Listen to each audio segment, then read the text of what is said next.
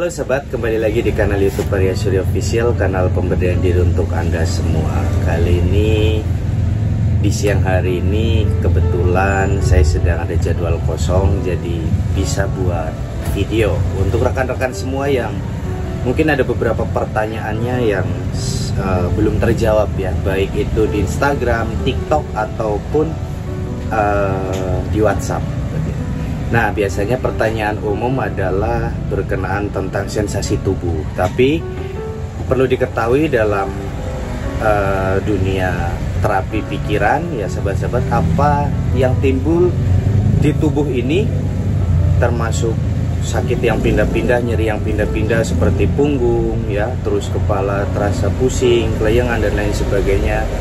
Itu beberapa pakar percaya bahwa itu berasal dari manifestasi, yaitu pikiran stres ataupun berasal dari kecemasan dan ketakutan kita. Memang kalau secara dunia medis mungkin itu karena asam lambung yang naik dan akhirnya menjadi bla bla bla bla, akhirnya menjadi pusing, menjadi mual, menjadi muncul sensasi dan lain sebagainya. Tapi anehnya muncul itu ketika terpicu sesuatu.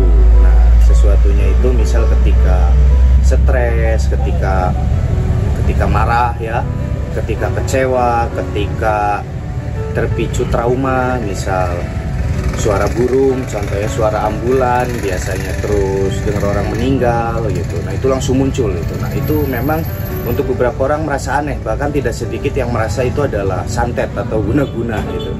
Nah, ada juga yang tiba-tiba muncul ketika akan datang menstruasi untuk ibu-ibu, atau saat menstruasi atau sesudah menstruasi. Nah, itu juga banyak sahabat-sahabat yang dialami oleh klien-klien Mas Arya, apalagi mungkin sahabat-sahabat di luaran yang memang belum memiliki mentor gitu. Nah, saya sebagai sahabat rekan-rekan semua akan sedikit sharing kenapa sih kok bisa ya Mas ya pikiran berakibat ke tubuh dan fisik. Orang dulu asam lambung itu nyeri gitu, insomnia memang insomnia, terus kadang sulit tidur dan melilit. Tapi asam lambung di zaman sekarang itu berbeda sahabat-sahabat. Jadi kalau ada orang tua zaman dulu yang bilang ke anaknya yang sedang mengalami kecemasan itu, ibu juga ada asam lambung tapi ibu nggak pikirkan dan lain sebagainya, itu karena asam lambungnya berbeda dengan orang-orang zaman sekarang gitu.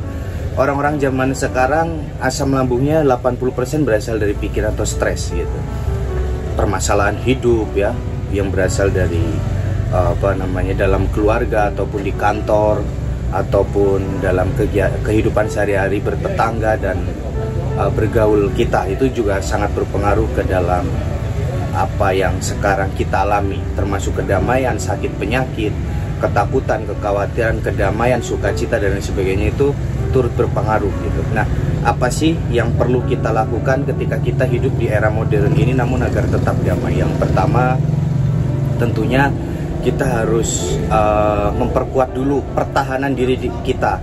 Jadi ibarat satu negara, ketika satu pertahanannya kuat maka ekonominya akan maju. Begitupun diri kita, ketika pertahanan diri kita kuat, sehat pikiran, perasaan ataupun batin ataupun tubuh kita, tentu rezeki kita akan mengalir. Nah, terus ada pertanyaan juga, Mas, kenapa ketika sedang mengalami kecemasan rezeki menurun dan lain sebagainya? Nanti juga akan dijelaskan ya sahabat-sahabat, kenapa bisa menurun, kenapa tidak ada gairah ketika melihat uang, tidak ada gairah ketika hubungan pasutri, tidak ada gairah hidup dan lain sebagainya. Perlu diketahui bahwa ketika orang sedang mengalami satu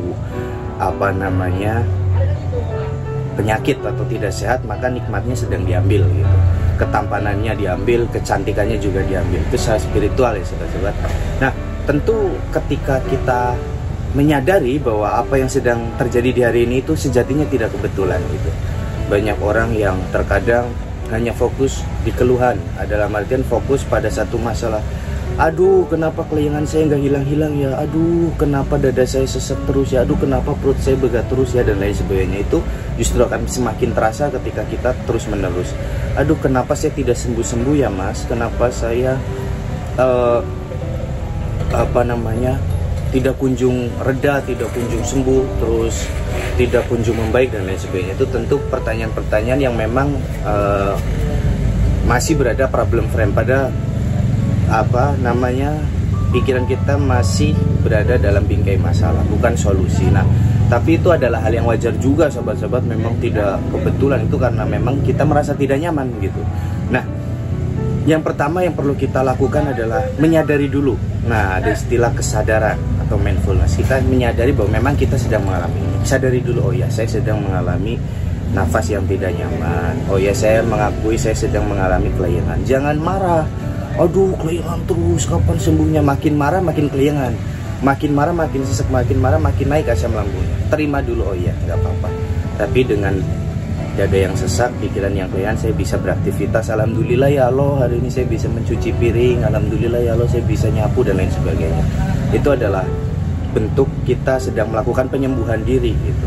Nah, tapi kadang ada bisikan juga, ada pikiran yang, lah, emang bersyukur doang bisa sembuh. Memang gangguan seperti ini 80% sejatinya kita yang menyembuhkan gitu. Psikis kita, diri kita, keyakinan kita gitu. Nah, yang 20% ya berasal dari obat-obatan ya, misal dari herbal, terus dari bantuan-bantuan terapi. 80% itu berasal dari tindakan-tindakan yang kita rubah dari senang mengeluh menjadi lebih banyak bersyukurnya. Nah, untuk sahabat-sahabat, kenapa saya tidak sembuh-sembuh? Mungkin ketika sahabat mengeluh bisa ditulis, ketika bersyukur ditulis juga. Pasti akan lebih banyak keluhannya gitu.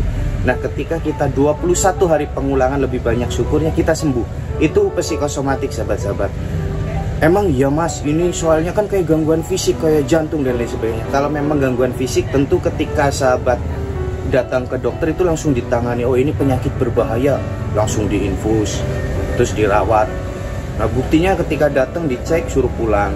Kadang malah dokternya didebat ya. Jadi di Indonesia seorang profesor puluhan tahun praktek menjadi seorang dokter ahli itu akan terlihat bodoh di mata orang-orang psikosomatik gitu. Ingat ya sahabat-sahabat, sepinter-pinternya dokter mau gelarnya profesor atau apapun, ketika yang konsultasi adalah orang psikosomatik dan mengalami kecemasan berlebih, dokter itu akan terlihat bodoh di mata orang psikosomatik. Mungkin sahabat-sahabat pernah merasakan itu. Saya datang ke profesor malah saya dibilang gak apa-apa, saya kan kesel mas gitu. Tapi ketika dokter bilang, emang ibu mau saya diagnosa jantung, saya takut, itu gimana ya mas? Nah, itu berarti ada yang salah. Makanya berterima kasihlah kepada diri kita, berterima kasihlah karena telah memberi sinyal bahwa ada yang tidak beres dalam diri kita, ada yang perlu kita perbaiki dalam diri kita. Nah sahabat-sahabat, apa sih yang perlu diperbaiki? Pertama adalah kesadaran kita.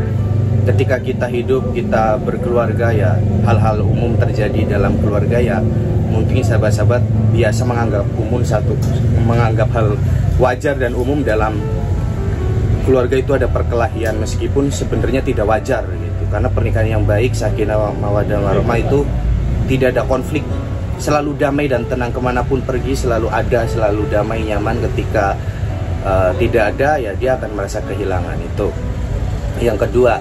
Wajar ya mas ya kalau kita dalam keluarga itu sering cekcok. Nah, hal semacam itu tanpa disadari tertanam sejak lama. Cekcok dalam keluarga itu jangan dijadikan hal wajar sahabat-sahabat gitu. Itu bukan satu hal yang wajar, tapi hal yang perlu dibenahi. Apa nih yang perlu saya benahi? Apa saya yang egonya tinggi, atau pasangan saya? Ketika pasangan saya egonya tinggi, tentu saya akan lebih sulit merubah ia daripada saya merubah diri saya sendiri. Makanya mulai hari ini saya akan merubah diri saya. Ya udahlah, memang suami saya ego. Ya udahlah, memang istri saya keras kepala. Ya sudahlah, memang suami saya cuek, tidak mesra, tidak romantis dan lain sebagainya. Memang seperti itu adanya. Nah, artinya ketika sudah ada pernikahan, Anda dulu sudah menerima dia padanya gitu. Jangan terus Anda menikah terus menuntut orang itu agar seperti yang Anda inginkan. Anda akan sakit gitu, akan sakit pikiran ya tentunya. Perasaan juga akan merasa tersiksa. Nah, Mas Arya, kenapa Mas Arya kok selalu terlihat damai ya? Karena kembali lagi Mas Arya latihan tidak pernah mengambil hati atas setiap perkataan apapun gitu ya, termasuk yang menjatuhkan, kecuali masukan-masukan yang positif yang membangun gitu.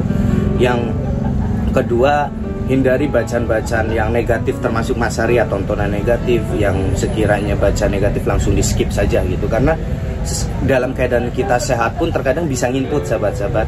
Dan yang terakhir, selalu dalam kesadaran penuh, termasuk dalam beribadah ya sahabat-sahabat. Untuk sahabat-sahabat, kadang ada di komentar yang ketika merasa tidak nyaman, bawa ibadah aja, bawa zikir aja dan lain sebagainya, itu memang benar gitu. Memang itu sangat membantu sekali untuk beribadah. Misal kalau yang muslim ya berzikir, beribadah itu ngaruh sahabat-sahabat gitu. Nah sisanya nanti kita tinggal latihan-latihan olah nafas, itu juga berpengaruh gitu Mas. Tapi misal apa sih yang membuat saya setiap hari kok selalu muncul sensasi? Nah biasanya ada pemicu-pemicu, ada titik-titik di mana kita terpicu ketika mengalami itu. Contohnya ketika perut sedikit kembung, beberapa orang langsung cemas, langsung aduh kumat nih, langsung makin kembung, makin tidak nyaman. Ada yang begitu keluar kerasa kelayangan sedikit, langsung wah kumat nih, langsung tambah kelayangan. Akhirnya aduh uring-uringan, terus makin uring-uringan, makin marah, kesel terhadap kelayangan, makin nekan, kecuali berdamai, kecuali diterima, oh ya lagi kelayangan, ya sudah gitu. Nah selanjutnya apalagi Mas yang perlu saya lakukan, yang perlu dilakukan yaitu untuk sahabat-sahabat sering self-talk, afirmasikan kepada diri sendiri bahwa semakin hari saya semakin sehat, semakin damai, dan semakin tenang. Hari ini dan seterusnya saya semakin beruntung. Rezeki saya mengalir dari berbagai arah, dari tempat yang tidak terduga-duga. Saya adalah magnet kesehatan, saya adalah magnet uang. Hari ini saya memilih bangkit dari keterpurukan ini. Nah terus latihan keluar. Ketika tidak nyaman ya tarik nafas, buang, coba lagi pelan-pelan terus. Memang berat tapi ketika dilakukan lama-lama sembuh daripada diem terus merasakan terus hal-hal yang tidak nyaman, ya tidak ada kelarnya gitu. Karena memang 80% kebangkitan itu, kedamaian itu, kesembuhan itu dari kita mulai beraktivitas, bersosialisasi, karena memang kita adalah makhluk sosialisasi. Itu sahabat-sahabat ya. Mungkin sekian video dari Mas Arya. Salam sukses untuk sahabat semua. Bangkit terus untuk semuanya. Semua yang menonton video ini pada akhirnya akan sehat kembali, damai kembali, selalu beruntung dan berlimpah rezeki. Komen afirmasi sahabat di bawah yang positif ya sahabat-sahabat, agar yang lain termotivasi. Intinya apapun yang sedang dialami hari ini tidak kebetulan dan semua akan sehat kembali. Saya Arya Surya. Salam bangkit untuk sahabat semua. Ingat hipnoterapi, ingat Arya Surya. Bye bye. Semangat terus.